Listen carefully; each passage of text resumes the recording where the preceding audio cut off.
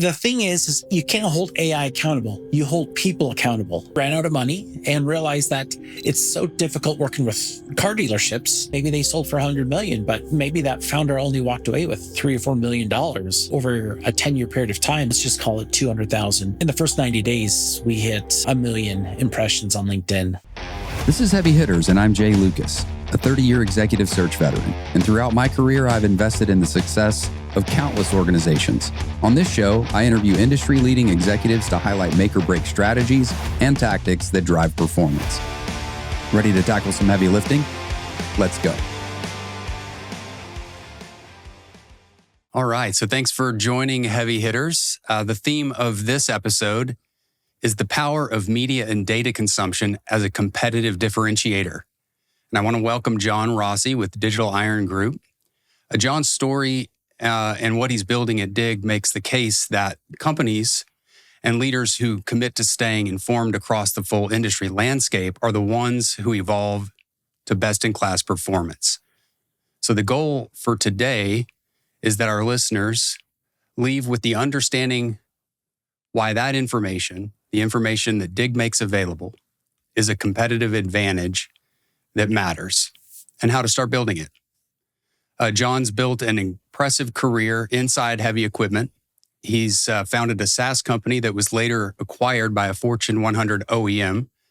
And then he turned around and is now building something entirely new. It's a platform designed to do for the heavy equipment industry what Bloomberg did for finance. So welcome, Jon. Appreciate it. Thanks for having me, Jay. Yeah, absolutely. Before I get going, I like to start with a quick prayer, if that's all right. Please.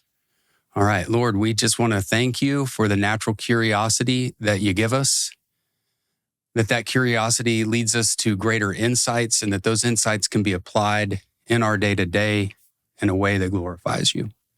So we thank you for that. Amen. Amen. Awesome. All right. So where do we start? Before we get into Dig, Digital Iron Group, maybe take us back. How did you first land in heavy equipment in the industry, and what's kept you here? Yeah. So it's oddly what I often tell friends and family. It's kind of a unique story.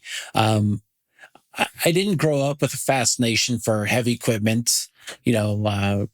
Matchbox cars and everything else. We all didn't grow up on a farm fixing equipment. Didn't grow up in a family that owned a construction company, like a lot of people I talk to. Yeah, I mean, everything was a dump truck or a dirt pusher or something. We had the children names that we kind of grew up with, but it was just by chance that I was in between jobs. And I saw an AS400 administrator position opened at a heavy equipment dealership. Okay. I'd been around cars, worked at a car dealership, so I was kind of familiar with the landscape of a dealership, but to the degree of how a heavy equipment dealership looks, feels, acts, shows, completely different. So obviously I got the job. I was with a Komatsu dealer here in Colorado for 10 years. And so you got the AS400 job? I did, yes. Yeah. And that kind of morphed into, director of IT. Okay. Operations. So, looking back, it's almost like I was training my future self on what I was learning and doing. And when you're at, a lot of people can assimilate that when they've worked for a dealership or a privately owned business, as most of these dealerships are often multi-generational families. When you get to work with a private company for 10 years, you really learn the ins and outs, the nuances of a dealership. And, just being naturally curious, and having the privilege to work with parts, service, sales, accounting, rental, inventory. I just got to learn, because part of my job was to try and make their jobs easier. So understanding how a machine is ordered from the dealership to the OEM and what that looks like, transportation. And so I was very lucky, and I probably got exposure to more parts of the dealership than some employees get access to. And so I didn't think anything of as Jay. I had friends that were in IT that were taking jobs at global telecom companies. And here I was, just working for this family owned heavy equipment dealership. And the people were great. They're salt of the earth. Just one of the really, things I love about the industry. Totally. And I took advantage of it. I became friends with people and again, I was educating my future self. I just didn't realize it at the time. Yeah. That's interesting. Had you always been technical?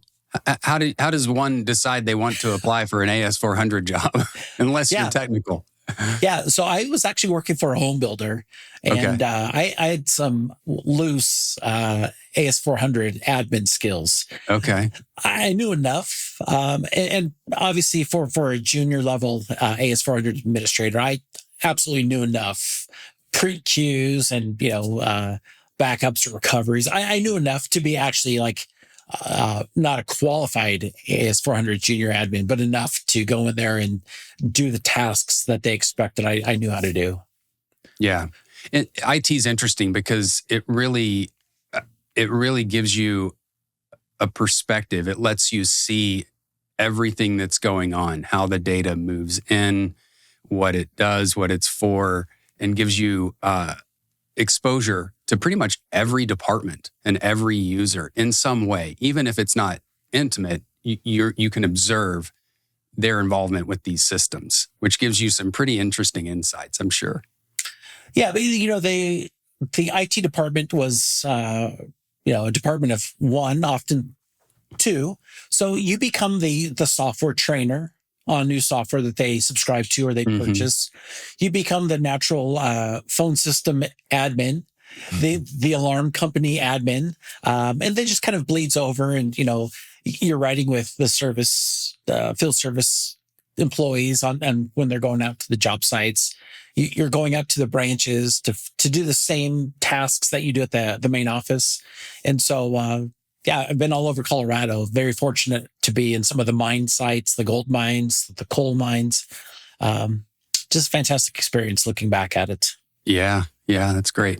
All right, so at some point you chose to pivot and move towards founding a software as a service company that, as I mentioned, was acquired by a Fortune 100 OEM. Walk us through what problem you were trying to solve with that company and how that company came to life. Yeah, you would think it would be one of those moments that I woke up and said, hey, I work for a heavy equipment dealership. I think a solution of X caliber could really improve operations. It actually had nothing to do with that. I was at a Honda dealership on a Saturday, and back then you didn't have rideshare. So you had left the equipment dealership for a Honda dealership? No. I was still at the heavy equipment dealership. Okay, got it. I took my Honda into service. Got it. And I was just sitting around thinking, my gosh, when are they going to come tell me my truck's ready to be, picked up or I can leave? Yeah. And I just started looking around. Everyone had, phones, either the flip phones, but they were all, feature rich phones that could receive and send text messages. And I thought, gosh, if the service department texted me, I could take a bus, a taxi, or have a friend pick me up and I would know when to come back. And so that was the aha moment that I had. So built a team around me. We started pitching this idea in Denver. And, I had some developers that were interested in joining the team. And that was the assumption is let's build a software solution for car dealerships. It's a nuisance. And we thought we could build a better mousetrap for this text messaging service department solution. And, it seems to be pretty common today. It is. And I still becomes standardized. Yeah. I still get people that ask me, are you the guy who's sending me stuff from the Ford dealership? And I wish I would have, been able to get the automotive side, skyrocketed at the time, but it was still pretty early on. And we went through a couple startup business accelerators that surround you with mentors and moved out to Detroit from Colorado. We thought we were going to build our company in Detroit. ran out of money and realized that it's so difficult working with car dealerships. They saw and they understood the opportunity, but they couldn't really put a good ROI on it. Okay. And we felt the price was pretty easy to swallow. But to them, it was just like, no, the service drive is how we make our money, not how we spend our money. And so as our bank account was dwindling down and we were kind of doing this like reality check with ourselves saying, hey, we don't have jobs. Some of us have families and some of us don't. And, how do we compensate for that lack of income from not having a job? And I reached out to some of my heavy equipment contacts and said, hey, by any slim chance of the imagination, would you like to hear what we're doing? And, it's a software solution and, texting and everything else. And oddly enough, the first case ag equipment dealership that I reached out to said, yes, pitch us on this concept, give us a demo. And so we worked with that dealership for about 8 months, refining our offering. Yeah. The great thing for us is that because automotive and heavy equipment, they're pretty similar in the fact that it's an asset that tracks through a service department. Mm-hmm. We had to change some of the labeling from hours, from miles to hours, from make, model, manufacturer. They're all interchangeable. Mm-hmm. And so we had really great feedback from the ag dealer up in Montana. And so that was the path we started on. We were able to convert them from a pilot customer into a paying customer. We went out on site and learned a lot. And we thought we knew how to do it. It just helped that I came from the industry because I knew how the task of a service employee, a service advisor, a service employee that's manager or technician, I knew how they interacted and communicated with each other. Mm-hmm. And how they communicated with the customer. So that really gave us a leg up, is that the credibility factor of, hey, he worked for a dealership. Mm-hmm. He understands how a dealership is ran, and he's built a solution to, better enhance communication between the service department and the customer, which all service people, they'll tell you, we need more people. Yeah. They know they're deficient in trying to get back to every customer. It's funny calling. When I think about something as simple as just picking up the phone, calling a customer, giving them a quick update, by itself, it doesn't really seem like that big of a task. But when you're doing your day-to-day, that one little thing multiplied times however many customers, it is difficult. It's so difficult. That's a great point, Jay. You think of it as like, hey, I call the dentist and the receptionist answers and they book my appointment. But with heavy equipment, you're calling to get parts from another branch transferred. You're calling customers that are waiting, parts that have arrived. You're calling to find out what's going on with the technician who might be missing on a job site and where that person is.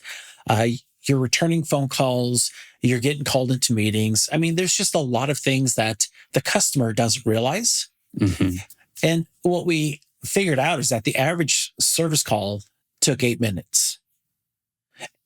And so when you take 8 minutes and how many times you're answering a phone 10 times a day, right? That's 80 minutes in just phone time. That's really, it's a loss of productivity. Yeah. And when you start realizing that, 75% of these calls are returning phone calls that the customer left you, or you're given some sort of update status. Right. And so our thought process was, why does call take 8 minutes? Well, let's break that down. Well, you've got a couple minutes of generalities. These guys all know each other. They've had machines repaired in the past. So you've got the generalities. What's new? How's business? But when you like whittle that down into the smallest factor, what's going on with my machine, or when is your technician going to be here? You're looking at 2 to 3 minutes. Mm-hmm. And so we came up with this kind of theme of update one customer in 5 minutes or update 5 customers in 1 minute. And that was kind of the aha moment where it was just like, wow, these service people, they get of, hey, I can update my entire customer list while I'm drinking my cup of coffee in the morning through this web-based solution and just send text messages out that are pre-formatted. So we took their job of, you don't have to craft these specialty text messages. Right. Just let them know. Yeah. We've started. We're waiting on parts. Parts have arrived. And so we really started taking off.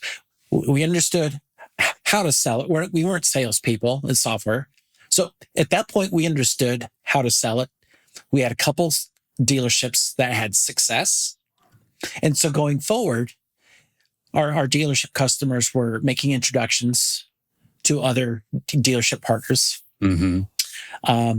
And we got to the point where it literally was hockey stick growth. And we, looking back, it was the right product, the right time, the right industry. And, we had luck on our shoulders. Yeah. Yeah. And you were solving a very real and tangible problem that these guys face. It kind of reminds me of my industry. We're on the phone a lot.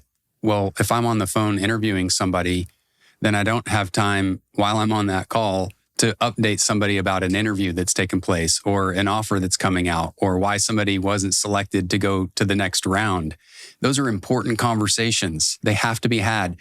And to some extent, I don't want to text that. I mean, I could text somebody while I'm on a call, sure, but there's got to be some context. So perhaps you can help us solve that problem.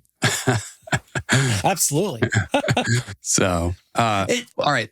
So it's interesting. So a successful acquisition is, look, that's a milestone that a lot of companies never reach.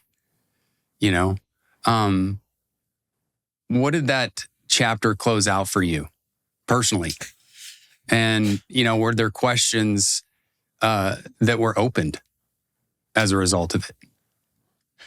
Yeah, I think what happens, and I've since learned that it happens a little bit more frequently than you can imagine, but it's the sense of loss or unknown definition of your self-worth, right? You go from being a founder of a company where you can help set the vision, create the vision, craft the vision, add to the mission statement. You go from this to someone who now, in some cases, becomes an employee of a larger company. And so your voice doesn't carry as much weight as it once did. Mm-hmm. And so you either take really 2 paths, which is you, at the acquisition, you become an employee and you work through a certain period of time, or you just kind of say, hey, I'm done. I'm not going to continue on with the company, or maybe they don't need that expertise inside that organization. And right. So you're kind of left holding the bag and you're saying, okay, well, now what? You're not old enough to retire. You still want to do something productive to give back to, the industry. So yeah, it's just kind of like, well, who's going to hire a CEO is kind of the thought that goes through your mind is I'm not I don't feel like I'm a skilled employee. I've done this thing, but it seems superficial because it's not like I'm doing IT stuff and writing code or something. Yeah. And so you really kind of get lost in the shuffle of like, where do I fit in? Where do I belong? I bet. I'm thinking of this. My metaphor is like you've been in this relationship with this girlfriend of yours in high school, and all of a sudden she breaks up with you.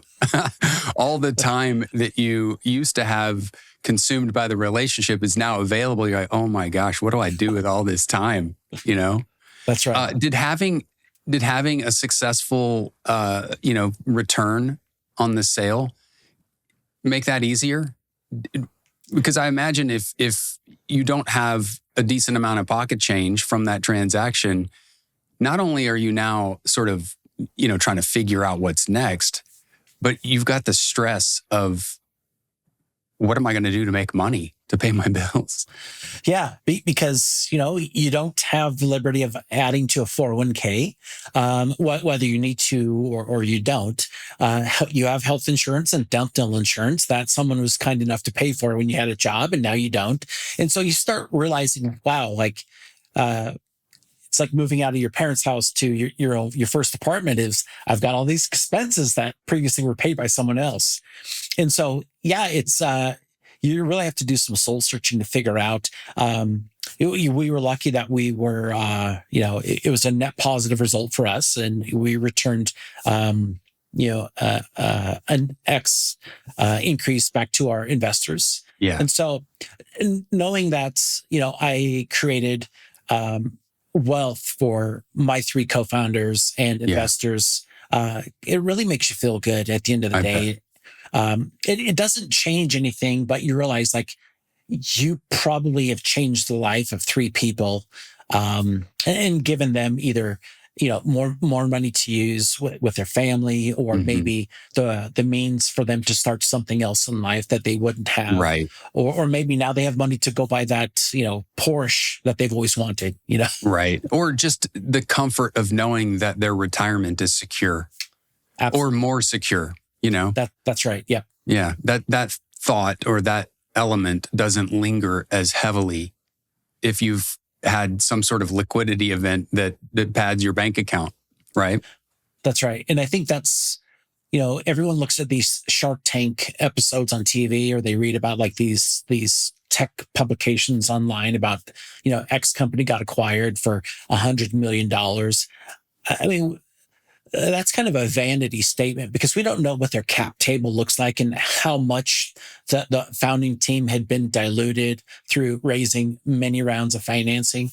Maybe they sold for $100 million, but maybe that founder only walked away with $3 or $4 million over a 10-year period of time. So, the details really matter when those transactions happen. And obviously they don't share the good news and the bad news when they publicize these types of things. Yeah. Yeah. Okay. So you could have done anything at this point. What kept you in the industry? A friend of mine a couple months back said, that every time I try and get out of the industry, I'm pulled back in. And I thought about that, and I was like, man, that is so true. It's the industry. It's what I've known best. Yeah. I couldn't see myself going into a real estate job or mortgage broker. I couldn't see myself doing anything else, because as you're trying to rediscover yourself and looking at your strengths and weaknesses, my strength was I know a lot about the equipment world. Yeah. And it's funny because you have a domain expertise both in the equipment industry and equipment distribution, but you also have this technology domain expertise. How do you develop a product? What's the problem we're going to solve? How do we, like you are, product managing the development of, let's say, a wheel loader, you're also having to product manage a software and continue to build in features and improve and enhance its performance so that it delivers, the best results for the customer, for the end user. So it's interesting, but it's not technology that you gravitate towards. It's the industry with an overlay of technology. Is what it sounds like. That's right. Completely. Yeah. Interesting. There are so many people. So I'm the fourth owner of Jordan Sitter Associates. My predecessors all retired as heavy equipment executives, either from the dealer or the OEM world. When they retired, they decided, well, I'm going to be an executive recruiter in the industry. So another example of somebody who, all right, I'm going to shift my skill set over, but I want to stay in the industry. For me, it's the people. It's always the people. Absolutely. I mean, it's just, it can't even be explained. It really can't. Maybe somebody out there would be better capable of doing that than me, but it's hard for me to put words around it other than it's just a feeling. It's a great industry. It is. The relationship between the service, or really any employee inside the dealership that interfaces with customers, when you look at and you kind of, the dynamics of that relationship, the sales guys with the customer, and it's like they're friends or cousins. And I think that says a lot about the industry. When you buy a house from a realtor or the previous owners of the house, there's no exchange. It's just kind of the realtor says, hey, they've accepted and here you go. Yeah. But nothing carries forward. But the people, because its industry is built on relationships, it kind of overflows into relationships with the vendors, with the financing, with the OEMs, with service providers. And you really take them at their word. And there's really no other industry that I've ever come across that's similar to that. Your word is your bond, so to speak. Yeah. Yeah. I'm kind of curious. How did you come to realize that there was this, disjointed, data sources that tell you what's going on in the industry? How did you know that was a problem to solve with Digital Iron Group? Yeah, so kind of took inspiration from two different industries. And by taking those examples and getting inspiration from them, I started looking at what's applicable into the world that I know best. One was from the automotive side. There's a guy that started off as just kind of a solo founder, the car dealership guy, and he amassed a huge following. And when you looked at the things that he was putting out on X.com and the other media platforms, he wasn't coming from this as an opinion-based data point. It was, this is what's happening from GM. This is what's happening in Ford. These are, the EV credits. And so he was taking data, aggregating the data, oftentimes shuffling the data around, maybe in his own terminology or words. And then also from the world of technology. There's new podcasts that get created, and these guys, they take what happens in Silicon Valley or in the world of startups, and they repackage the data, and then they present it in kind of a different spin, and they make it easy to understand. So digestible. So I started looking at that from the equipment side and said, well, you have to validate your assumptions. We talked to dealers and we said, how do you get your news of the industry? Well, I get a periodical mailed to the dealership, and I, sift through that, or I subscribe to newsletters, or, sometimes there's some interesting things on LinkedIn that I come across. But it was, hey, that's it, kind of single channels. Yeah. And the guy that sits in the service department or finance department at a heavy equipment dealership, they're probably not looking at the outdoor power equipment industry or the agriculture equipment industry. It doesn't really translate very well. Right. But if you strip away the industries, it's financing.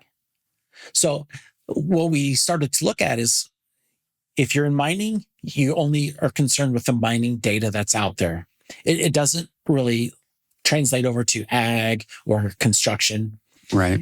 So we saw all these verticals, and oftentimes no one was sharing data, what was happening in that vertical. Or the current media companies, well, they're not talking about startups that are getting funded in this industry.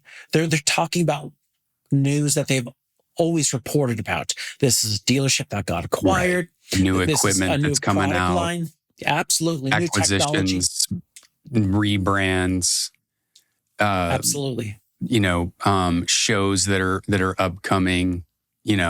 Maybe there's some here's some new technology, or here's what's going on in machine control or telematics. But still pretty siloed. Yes, and it's long form content. So the thought was, let's take what's happening, let's package it up and deliver it in a format that's easy to read. And so, a good example is the quarterly earnings report that all these publicly traded companies put out. I would have no interest, but if someone gave me a really easy to read kind of infographic of that, hey, the stock price is up, these guys are doing good. Maybe as an employee, either for that OEM or for a dealership that's a distributor for that OEM, maybe that entices me to want to buy stock into that. But previously, I would have had to gone through, the investor website for that OEM and try and decipher that jargon. And so it's things like that where we're going to put stuff out that's relevant and that's happening in the industry. Yeah. Yeah. And I suspect relevant is interpretive. So you're going to continually improve on what it is that the industry believes or is telling you is relevant. That's correct. Yeah. Yeah. I'm curious, why do you think it is that somebody hasn't solved this already, hasn't identified this as a problem? Because I think it's an obvious one. You would think so. I see people out there that are putting out information like, here's the world of telehandlers. Here's what it looks like. But there's never follow-up. The incumbents out there, they talk about, this is what's happening in the farm equipment world. And it's great content. It's laser focused. It's specific. Yeah. And they're probably the domain expert in the ag world. But why don't they just increase their readership? Maybe because that's outside, the learning curve, the level of comfort. Maybe no one's ever asked them. Mm-hmm. So it's just, but when you look at every other industry, there's a consolidation happening. People want a single channel. They don't want to go to all these different websites to try and figure out what's going on. Why can't you just have a centralized flow of information? Yeah. How much more information do you think dealers or manufacturers or just professionals in the industry will consume if it's made easier? I suspect in some ways they're probably limiting their data consumption, their consumption of information about what's going on, because it is kind of cumbersome to go find it all. Yeah, the amount of positive feedback. So we started effectively March 1st of this year. So the amount of feedback that I have gotten since March 1st and still continue to get things from financial analysts at OEM saying, hey, you're helping me with the research project I'm currently working on. Equipment sales guys saying, hey, thanks for putting this out. And it's just the warm reception of people saying, thumbs up, keep doing it. Yeah. We're not regulated. We don't have guardrails. So we can really talk about startups. So we can post about things because we're not under any sort of theme that we've got to stay under, Yeah. Somewhat agnostic. That's right. Mm. Yeah. Interesting. Okay. So what does a world look like where, this information problem is solved? What's that look like for, let's say, a dealer principal or a product manager for an OEM, or even maybe it's just somebody who owns equipment? Yeah, I think that with AI out there, there's going to come a point in time where you want to get your information from a trusted source. Mm-hmm. And so much like people have always used and relied on Google to provide, how to bake a pineapple upside down cake and give me the recipe from a trusted source. Don't just, make something up. Right. I do believe that there is a need for a central, solution. Yeah. To get your data from, whether you're looking at, hey, who was that dealership that acquired that Bobcat dealership about 3 or 4 months ago? You're going to have to continually ask AI, this was about the time frame. We think it was New Hampshire, and it's going to try its best to give you the results you're looking for. Yeah, that's if they're using AI for that. A lot of people are still using Google. That's right. So imagine going to a website and not only are you looking at that Bobcat, but now you see 6 other articles associated with Bobcat acquisitions, mm-hmm. Or maybe even Bobcat investing in a startup that kind of like takes you on a journey of just getting more information that you didn't know that you wanted access to. Yeah. Yeah. Interesting. Um, let's see. All right. So when you talk about DIG becoming, say, the Bloomberg of heavy equipment, what does that comparison mean to you? Do you feel a certain level of stress about how weighty that is? What a lofty goal that is? I'm actually energized by the opportunity to do something as large as Bloomberg. Yeah. When people say, well, how are you even going to do that? Bloomberg isn't, people that trade stocks use Bloomberg. Well, you have financial analysts, you have obviously, stockbrokers. There's a lot of industries, bankers that use Bloomberg to get the information. Yeah, just individual consumers that are financially, sort of savvy, or that's just an area of interest. Absolutely. And so for us, doing something that hasn't been done, I'm very thankful that I have two founders that have also had exits.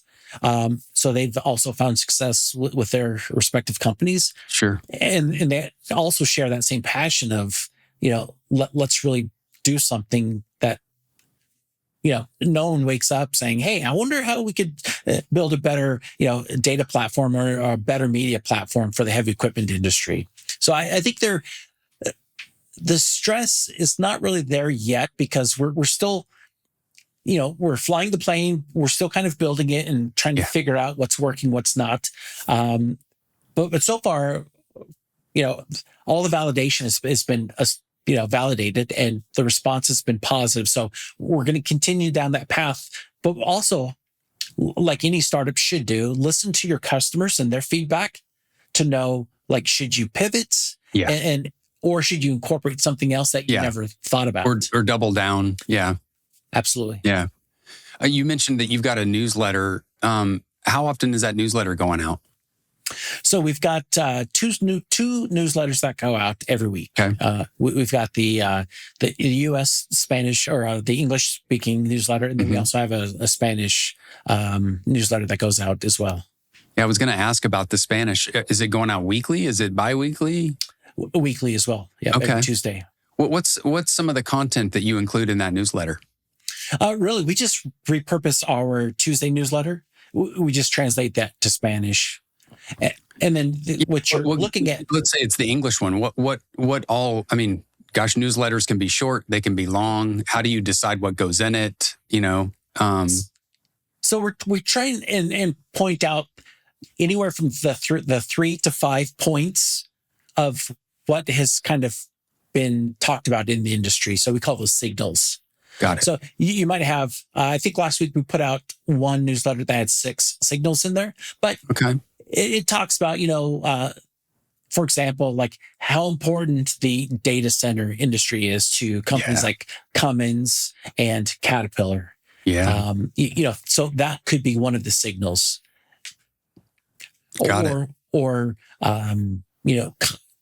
ConExpo, what was the general overall theme of ConExpo, for example? That would be a signal that we would include in both newsletters. Got it. Okay. Interesting. Why did you decide Spanish? How did you know that was an opportunity? So a follower on LinkedIn reached out and said, are you doing anything, or do you have any timeline on Brazil? And I said, no, not yet. Hadn't thought about that, but that sparked the need right there to say, hey, LATAM is underserved, and we need to do something. And so when you look at the Spanish-speaking population here in the U.S., it's quite large. Yeah. And so it's just easy to have that be the next transition from English to Spanish, and you're able to cover a pretty large geographic area. Yeah. All right. So let's say somebody comes to Digital Iron Group. They're now on your site. What do they experience?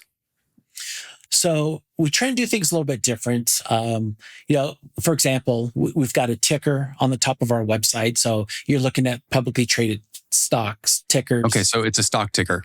Yep. So of industry stocks. Yeah. That's correct. So if you're curious for whatever reason about, what Deere's stock price is. We've got the ticker that runs at top. Mm-hmm. The other information, it's current updated information, articles, our analysis of that article, and even a link out to that article. So Okay. when we talk about Bloomberg, how you go there and you start like looking at articles and getting that financial information, it's the same sort of activity once you get to the website. Would any of this be possible if it weren't for AI? Oh, it would take a lot longer amount of time to build, much, much longer. With AI, the production quality and the final output, it's minutes, and hours as opposed to months and years. Oh, yeah. So what I'm hearing you say is it would probably not be financially feasible because the amount of human labor needed to make it work would be cost prohibitive. Absolutely. Yes. Yeah. Interesting. Let's see. All right. So you've talked about the media side, but there's also the data side. What would somebody listening to the show, what's the difference between, say, data and media? Yeah, so media is just kind of your traditional media. You've got an advertising component of media. You've got a marketing side. Highlights of what's going on in the industry. Your kind of spotlights. Data is something. Maybe you're curious about who are the top 10 most popular DMS companies, dealer management systems. Okay. That are used in agriculture and heavy equipment dealerships. Who are the OEMs that make some sort of guidance control system for or an attachment of a certain type, or a mini excavator. That's right. Those kinds of things. We've got components built into the dealership to where if you're looking for an excavator of a certain horsepower size, we actually aggregate all of the same size horsepower models and surface those to the person who's wanting to do the research on that. How do you get into the point where you're providing data around, okay, well, here's your machine or asset population in this particular area. This is how many new ones were purchased. Do you get into that level of detail? No.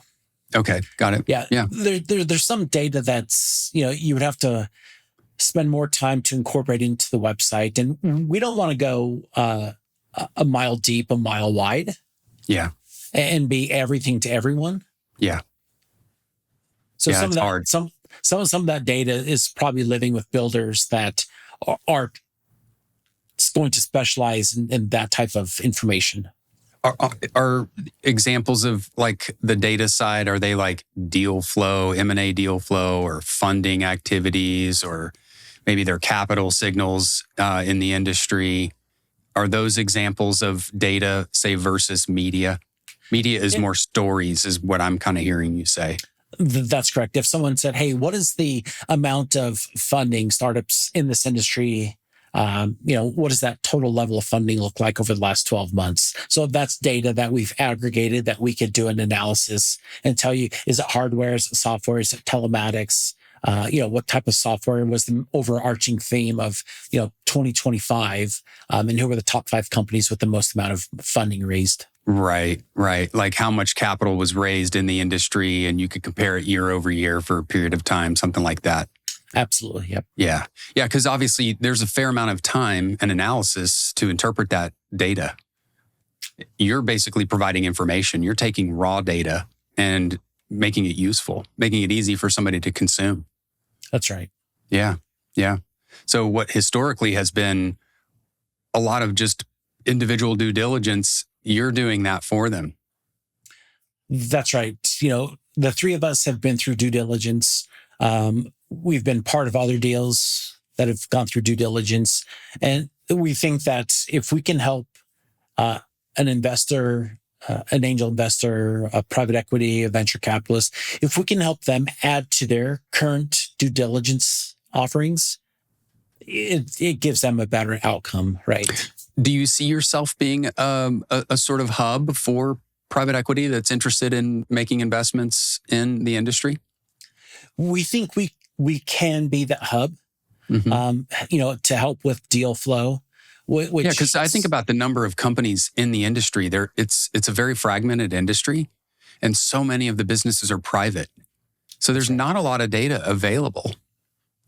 So if you're a private equity, firm, and you're looking for a portfolio company to invest in, that could be challenging work. That's right, because if you're a startup and you have traction, you're not focused on broadcasting, hey, here's our success. You're focused on growing your company. So oftentimes these investors might miss out because the signal that they were looking for never showed up on their map. What would you say to a technology company? Let's say they're developing a software that's solving a particular problem within the industry, and they're early stage. Maybe they've got a little bit of funding, but their burn rate is high. And so they're depleting cash or capital, and they know that they need to go to a second round in order to keep the fire burning. What would you say to an organization like that in terms of what you guys could help them solve? Yeah. So, first thing that we would do is kind of talk to them about their capital needs. What dollar amount is it? An immediate need, meaning I need it tonight, or the lights shut off tomorrow? Is it something to where they're forecasting, saying, hey, I need to make this up in the next 12 to 16 months? So really trying to understand what that need is, because you can also go the non-traditional routes of SBA loans, right? Yeah. You don't necessarily have to go through the investor framework. Yeah. So some of these companies are not even U.S. companies. So I don't know how companies that might be overseas that have a product that absolutely applies to, North America, they can't get an SBA loan, I don't think. Their business is not here. I don't know. Yeah, they may not have that opportunity, but there's probably grants in their local government that they can reach out. So that's the first thing, is we just try and include everything in those initial conversations. The second, so do they come to you, or is that information already available? Or do you guys sort of, in a ad hoc basis, just kind of parse through this particular challenge and you go, okay, now let's go off and find the information that they need to be able to help them? That's it exactly. Okay. From an advisory standpoint, we would help try and source areas of capital, whether that's saying, hey, we think the best need for you, or the best, path forward is with the traditional institutional financing, or we think that, we can help with the customer growth to offset the capital needs. And by doing that, we can source these startups or these companies through our network, where we have existing relationships with dealers, with OEMs, with other startups that may look at an integration standpoint to help carry the burden and help them get introduced to their customer base faster. Yeah. So we had a conversation. You kind of used an analogy. It's like a mall. People come in with a specific purpose, but maybe what's available, is not usable. So they get to come in and sort of discover things and sort through some stuff, and imagine all of your data and media. They can just sort of like clothes on a rack, just sort of slide through and kind of look at, okay, do I like this? Do I want to spend time? Do I want to try this on? Kind of the same idea. Yeah. That's correct. Yeah. Yeah, I like that. I speak in metaphor, so I can appreciate those. So, do you track, or do you get to sort of observe what people are, so to speak, trying on or looking at? Yes and no. Okay. Yeah. Yeah, I mean, I would think that you want to know so that you can continue to kind of focus on an area where there's obvious a heavier interest, right?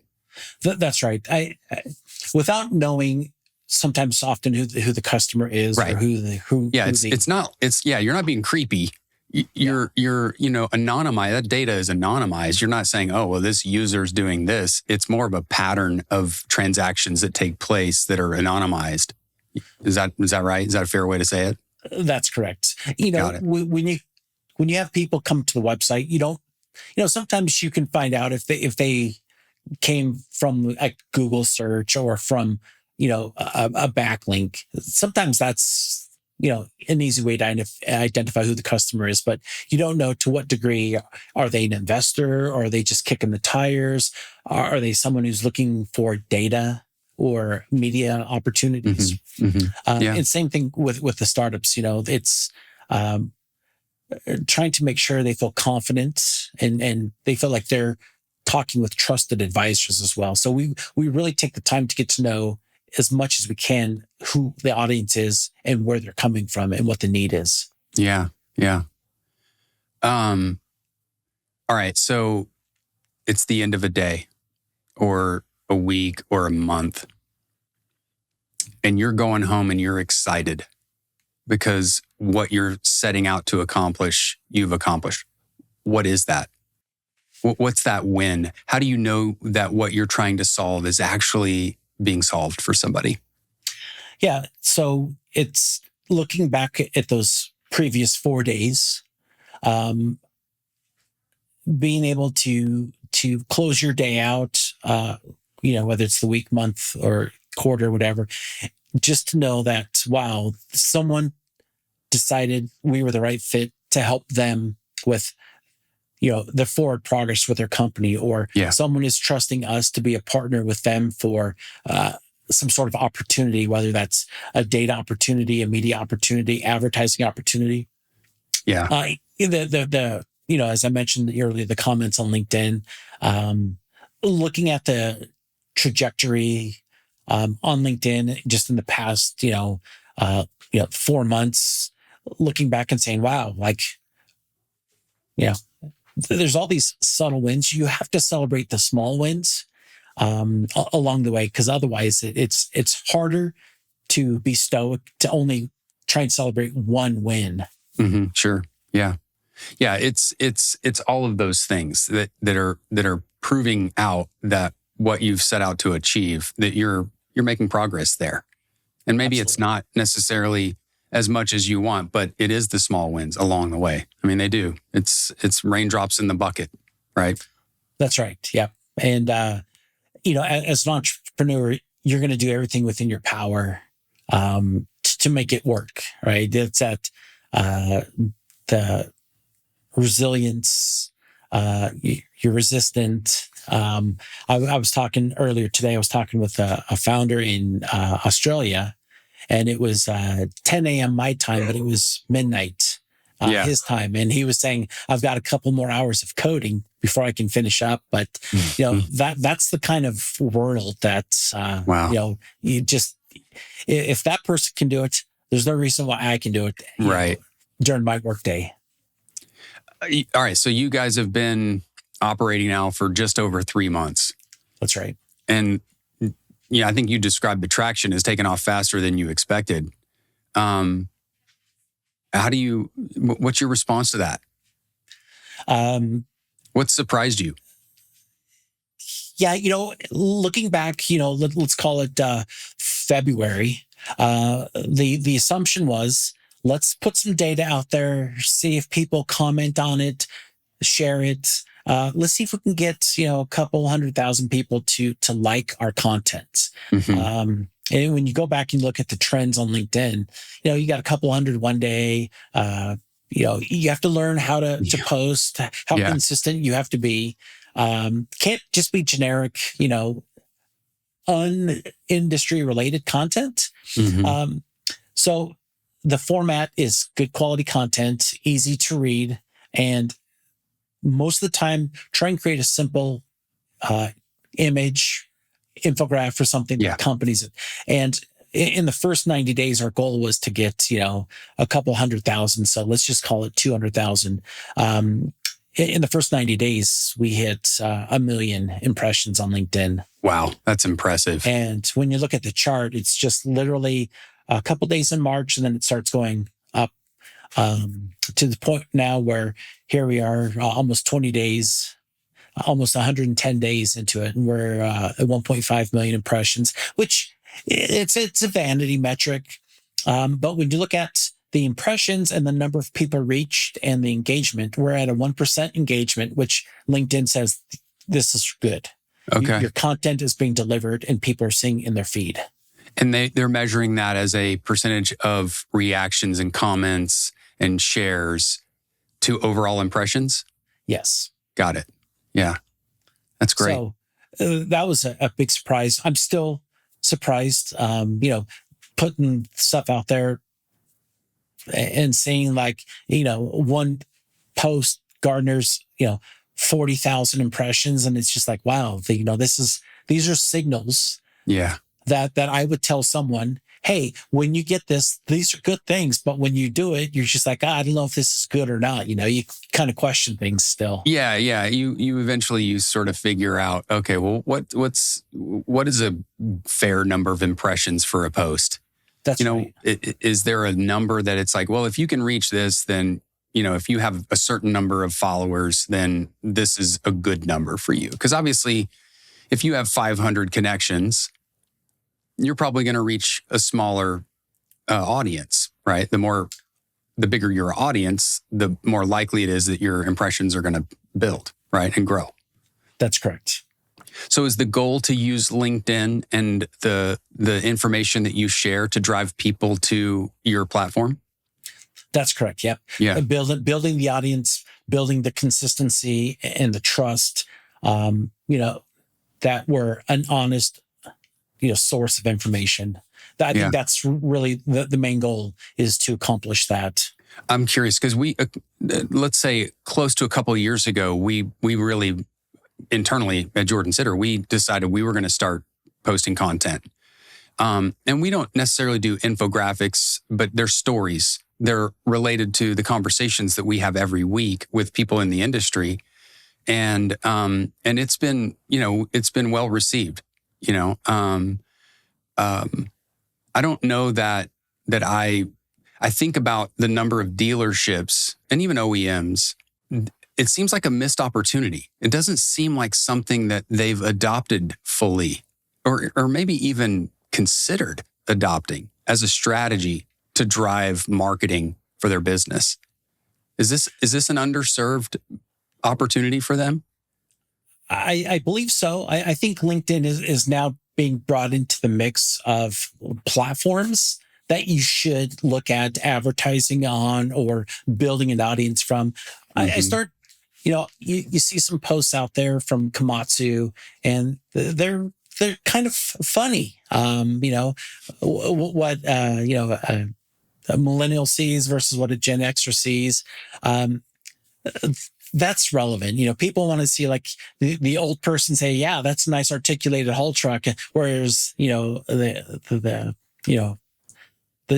alpha are saying that, oh, wow, like this thing skyrockets, with the rocket ship emoji. So you want to use current kind of culture content here. And if you're Caterpillar, Atlas Copco, Sandvik, do you want to just talk about your pieces of equipment, or do you want to talk about stories and distributors and successes and, right, behind the scenes? Yeah. And it's different for a company to build a following than it is for an individual. I've learned that company posts underperform as compared, by a dramatic number. That's right. People don't like being marketed to. No. And so I find company pages to be all very marketing.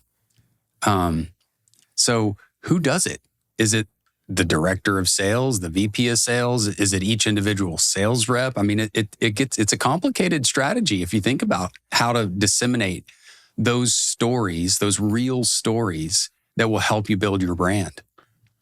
Yeah, that's, when I started trying to figure out LinkedIn from a content perspective, to grow a company page, I felt that it was in reverse of what it should be. Right. You should put content out there, but we started doing that. But the YouTube, channels that I watch said, you've got to create the content on your personal profile, and then it'll trickle over to the company page. Yeah. And so I was like, yeah, that makes sense because I've got more followers, more connections on my personal. But who's going to look for my company page if they don't know about it? And so, Right. that it just seems It happens organically. backwards. That's Yeah. Yeah.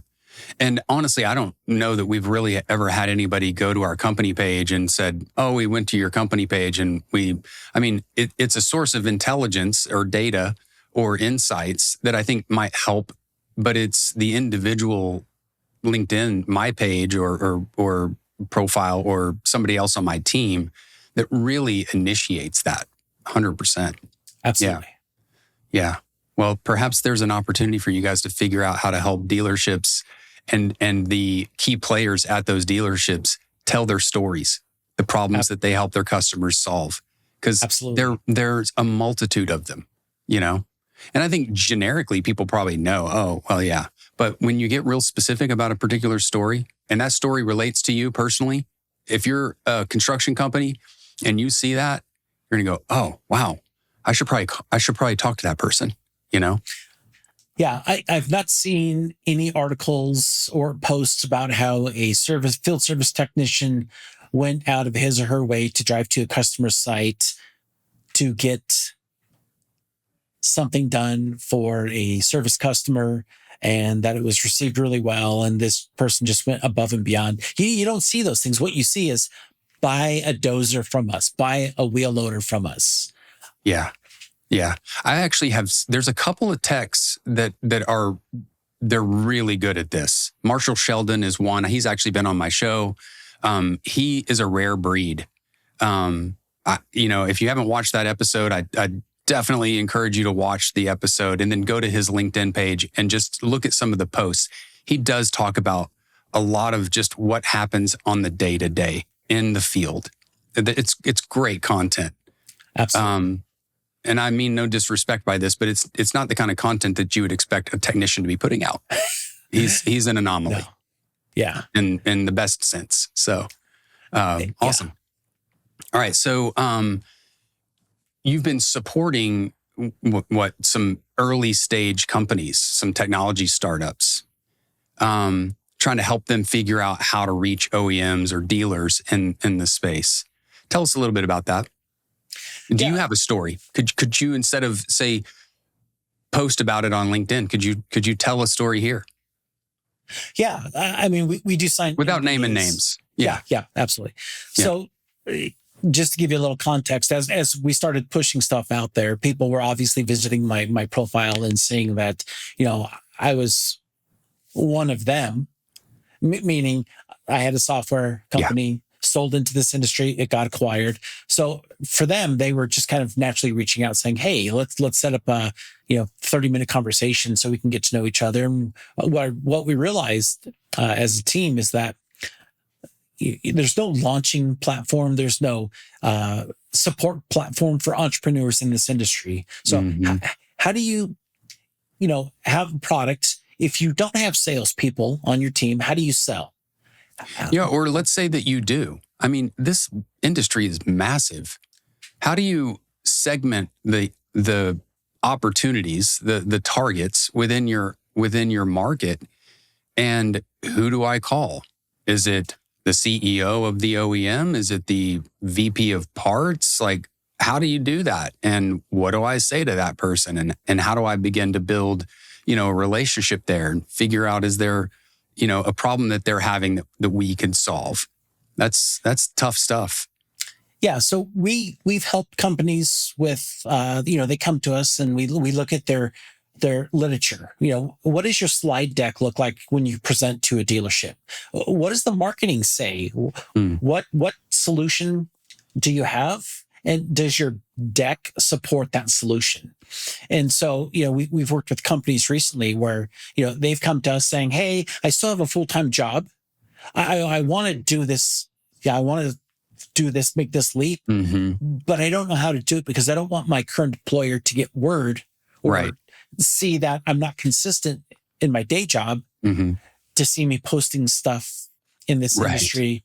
Right. And so, what we've done is we've worked with those founders and we've said, look, create a company page for now, right? Start posting under that company page, or start connecting with people that you would like to sell to. Yeah. Because no one's going to look at your connections and try and figure out what you're doing. So right. There's things that they can do subtly to start building their audience. 100%.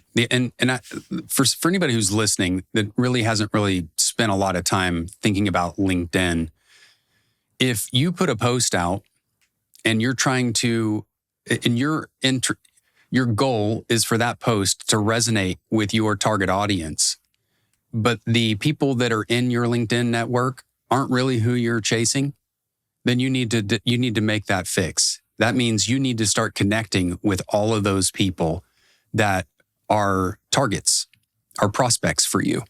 And the more of those you have, the more they're going to see your posts, which is how you're going to get inquiries, which is going to lead to proposals, and proposals hopefully to clients.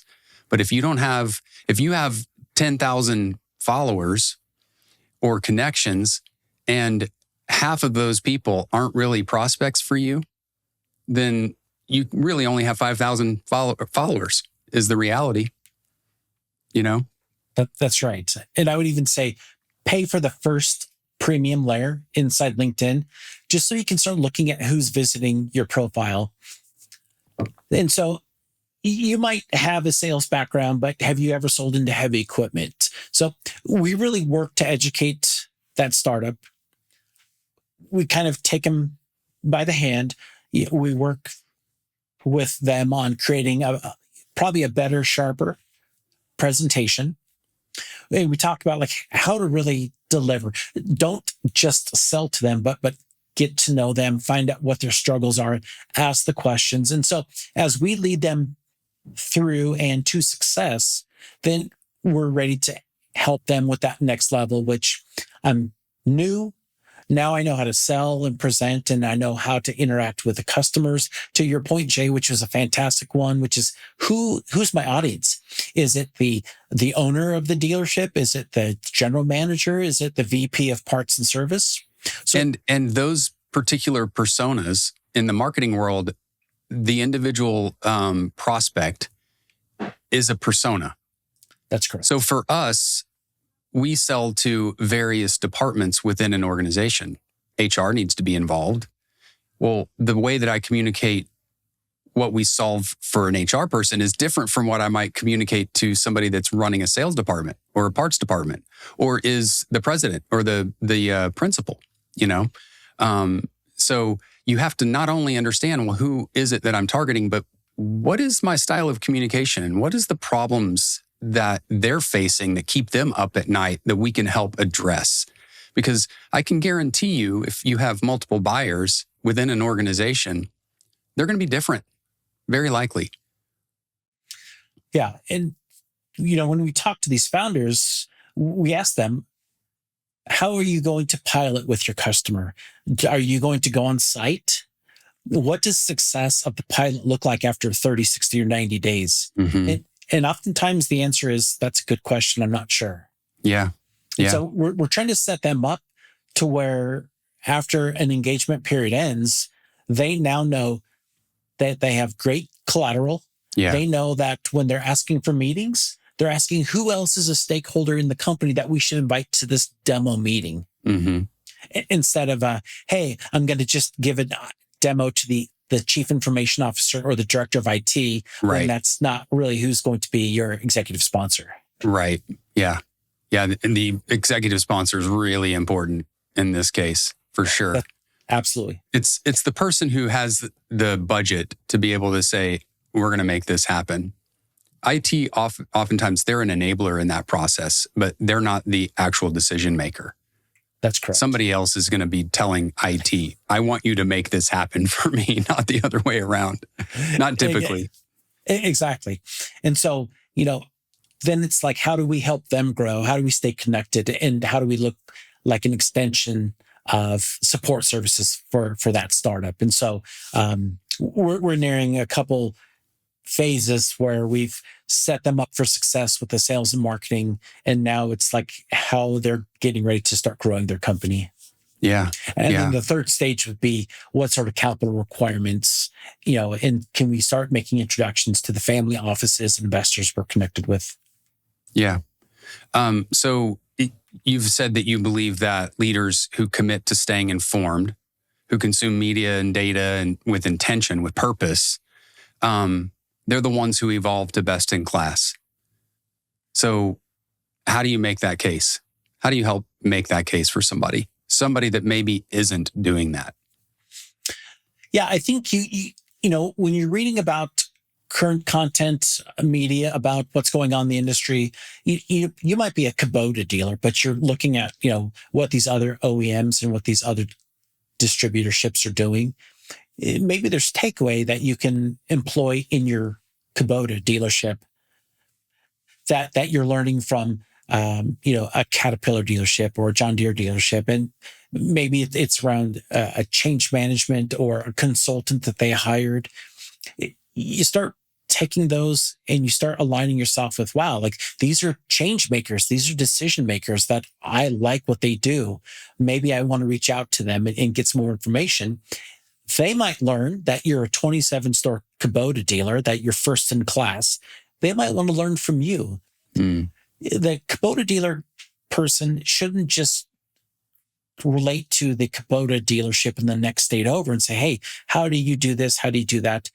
They need to reach out and understand that what you're selling, the only thing that separates you from a high-performing Volvo dealership is the price of the product, that capital purchase. That's the only thing that separates you. You both have parts, service, sales, rental, inventory.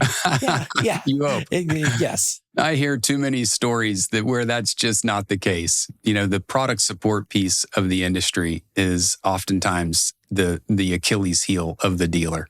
Absolutely. Yeah.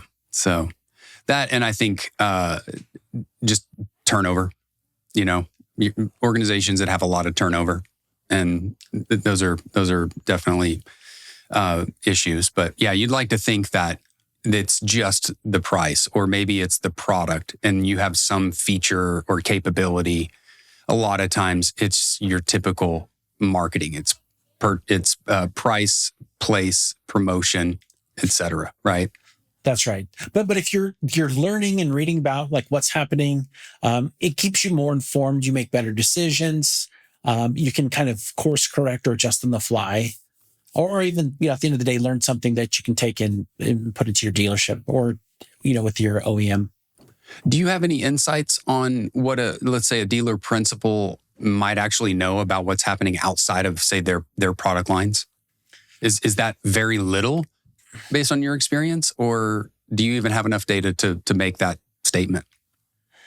I think generally they understand what's going on in the industry. They're more closely aligned with the OEM brand that they represent. Mm-hmm. But they generally know, that in their territory, the housing permits are slow, and they probably know that used equipment is, X models and makes models are in higher demand, just because, the productivity or the price of it. I think they generally know what's going on. Down to what level of detail, that we're not sure yet. But, they're those areas where we hope to fill in the gap to say, if you're interested in, what's going on, all pipelines should lead to dig. Yeah. When you look at how OEMs are making, let's just say a product roadmap decision, or, bets on features, or, positioning in the market, how much of that have you learned? Obviously, you've just been doing this for a few months, but you've been in the industry for a while. How much of that do you feel like is driven by real and relevant data versus, let's say, gut instinct? Yeah, I think the OEMs have learned a lot, and in the past couple of years, we'll call it like post-COVID to where we are today. I do think that the OEMs have been more receptive to feedback from their customer base by way of the distributor in their area. What you've seen on the automotive side, whatever happens there tends to trickle down into the equipment side. And at one point it was stated to where it was about, if something happens on the automotive side, it'll eventually trickle down in 3 to 5 years on the equipment side. I think we're pretty close to what happens on the automotive side happens on the equipment side.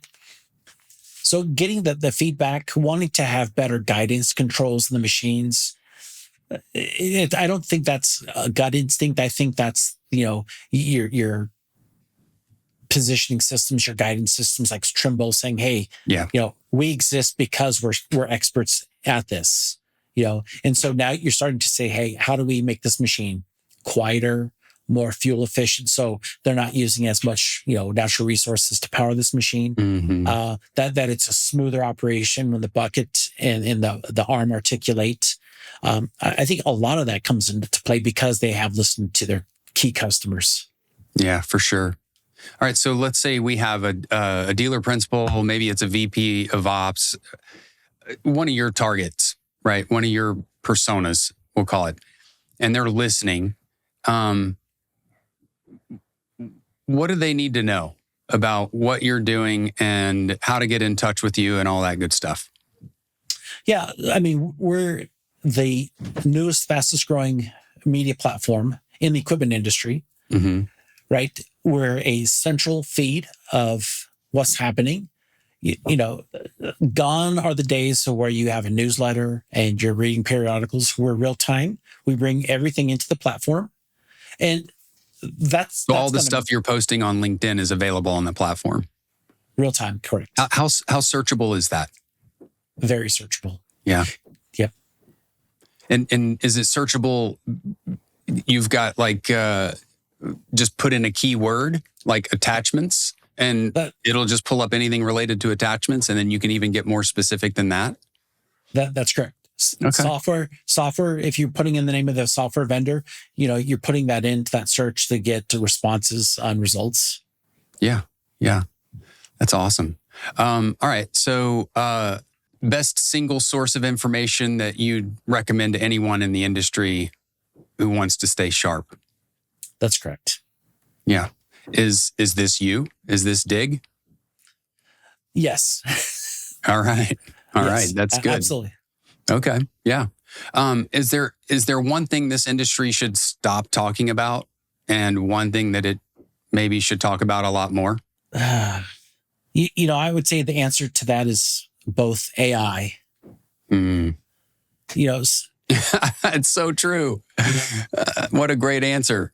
Stop talking about it and start talking about it at the same time, but make sure that it's the right conversation. That's right. The thing is you can't hold AI accountable. You hold people accountable. 100%. So, build your business case, understand what the ROI is on it, right? Is it going to solve your lack of people problem? Is it going to help you increase your margins? Is it going to increase profit because you've increased margins? Understand why the problem is happening. What else can you do besides AI to fix that problem? What's the trade-off between bringing in another person or bringing in AI, right? So now you've got your business case, you've got your ROI. How are you going to implement it? Who's going to be the champion? And what does success look like after you've employed AI into your organization? Yeah. All right. So let's look 10 years out. If Dig has done what you hope that it does, what's different about how this industry operates? Oh, gosh.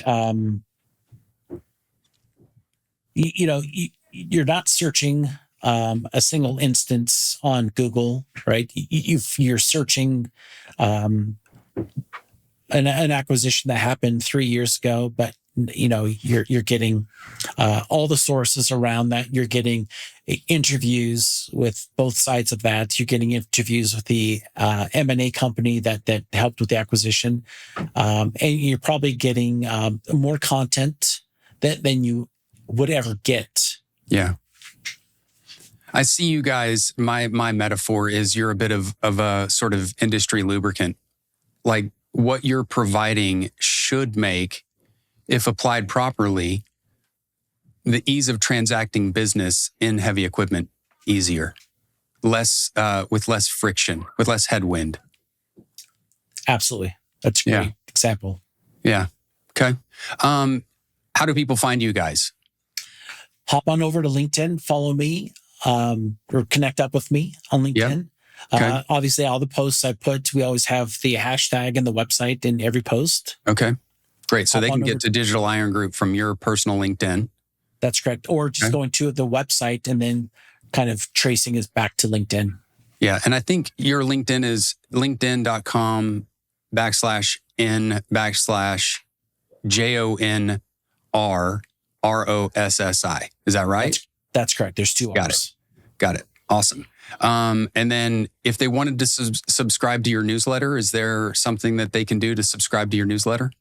Yep. They can subscribe on our digitaliron.com website, or they can click through to our company page on LinkedIn and subscribe from there. Got it. And then if somebody's interested, wants to consult with you guys, they can also book a demo or a working session with you guys. Is that right? That's correct. And where do they go to do that? Yep. They can fill out a profile on our digitaliron.com website, or send me a LinkedIn message. Awesome. Great. Well, Jon, this has been great. I love what you're doing. I'm really eager to just continue to follow you guys and see what you're doing. And personally, for me, to see what kind of information I might be able to use. I'm not a dealer. I'm not an OEM, but I'm in the industry, and I suspect there's some intel on your site that would be helpful for me. So absolutely. Thank you for doing what you're doing. I appreciate it, Jay. Thanks for having me on. Yeah, you bet. Thanks for listening to Heavy Hitters. And if you found today's episode valuable, don't forget to follow and share. Now stay focused and stay tuned.